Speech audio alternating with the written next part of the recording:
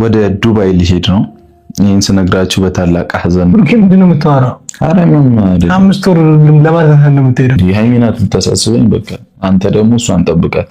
ይሄንን ያዘው እንዳትከፍተው እሺ። ለቅመም ይሰጣታል። የድሮ ነገር ትዝ ብሎኝ በእሷ ፊት ከሆነ አይመጣውም። እኔ ማንበብ የለብኝም የለብኝም ማለት ነው። ሳንቆም እኮ አላየሁትም። እሺ ተንቀጠቀጠ እኮ ሃይሚ ተረጋጊ። እንዴት ውሃ ስጠጭ። ምንም በሰላም ነው። በቃ የተለያየ ነው እኮ እንዴ በሰላም ነው። ዋሽሽኝ አይደለም ንፍታ። ለምን ዋሻለሁ? እግዚአብሔርም ለምን ዋሻለሁ? ቅመምዬ በጣም ወድሻለሁ። ይሄንን ግን ስናገር በታላቅ ሐዘን ነው። ግዴታ መሄድ ስላለብኝ ነው። ለምን አልነገረኝ? የሚሄድበትን 5 ወር የሚያስኬደው ጉዳይ ምንድነው? እሺ ሃይሚ ሽታው እንደምታለቅሽው ትወኝ በእናትህ። እኔ ምን አድርጌው ነው? እሺ ሳላውቀው ያደረኩት ነገር አለ? አልገባኝም። ማልቀስሽ የሚቀይረው ነገር አለ? ኧረ ብሩኬ።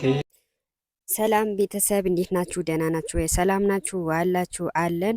እንግዲህ ዛሬ በጣም በሚያሳዝን ርዕስ ነው የመጣሁት። ርዕሴ ሃይሚና ብሩኬ ናቸው። ለዚህ ቻናል አዲስ ይሆናችሁ ላይክ፣ ሰብስክራይብ፣ ኮሜንት ማድረጋችሁንም እንዳትረሱ። እንግዲህ ሃይሚና ብሩኬ አዳምጠን እንመለሳለን ማለት ነው። እኮ አሁን ተረዳሽው ወይ? እኔ ያለሁበት ስሜት እዛ ቦታ ላይ ነበርኩኝ አይደል? በትንሹም ቢሆን አይተሽዋል አይደል? በቃ እሱ ለማለት አክል ትከራከሪያለሽ አይደል? ገብቶሻል? በቃ እንደዛ የሚደብር ነገር አይደረግም። ችግር እንዲፈጠር መተሽ ከኔ ጋር መፍታት ነው። እኔን ለማስተማር ነው ያደረከው? አዎ እኔ አንበሳ ድቡላልሽ።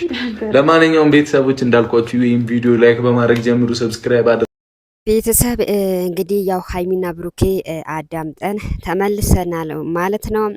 በሃይሚ ቤት የተሰራ ቪዲዮ ብዙዎቻችሁ ሰምታችኋል። ብዙዎቻችሁም ደግሞ ደንግጣችሁ ነበረ። በእርግጥ እኔም አዝኝ ነበረ፣ ግን ቪዲዮ እስከ መጨረሻ ስላየሁት ያው መጨረሻ ላይ ውሸት ሆነዋል ማለት ነው። በመጀመሪያ ብሩኬ ዱባይ ሊሄድ ነው ብሎ ያው ተነስቶ ነበረ። እንግዲህ ያው እንዳሰበ አልሆነለትም፣ ተመልሶ መጣ። እንግዲህ በመጀመሪያ ለምን ሃይሚን ትተሃት ትሄዳለህ በማለት ብዙዎቻችሁ ብዙ ነገር ብላችሁ ነበረ። አንተ ብቻህን ከሄድ መቼም አይሆንልህም፣ ከሆነ ሃይሚን ይዛሃት ሂድ፣ አለዛ ይቅርብህ፣ አለ ሃይሚ መቼም አይሆንልህም እያላችሁ ብዙዎቻችሁ አስተያየት ሰጥታችሁ ነበረ። እንግዲህ እንዳላችሁ አልሆነለትም፣ ተመልሶ መጣ። እንግዲህ በመጀመሪያ ያው ሃይሚ ምንም የምታውቀው ነገር የለም። እንደ አጋጣሚ ዱባይ ሊሄድ ነው ብሎ ሲነግራት እንግዲህ በጣም ደንግጣ ነበረ፣ በጣም አልቅሳ ነበረ። ያው እንዳያችሁ በእርግጥ መጀመሪያ ቢያማክራት ምንም አልነበረም።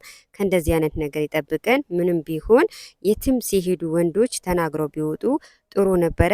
እንግዲህ ያው እንዳላችሁ ሃይሚ ያው መቼም አለኔ አይሆንልህም ስላለችው እንግዲህ ያው ቦታው ላይ ሄዶ ተመለሰ ማለት ነው። ብዙዎቻችሁ እውነት መስሏችሁ ብዙ ነገር ተናግራችሁ ነበረ፣ ደንግጣችሁም ነበረ፣ ግን ውሸት ሆነ ማለት ነው።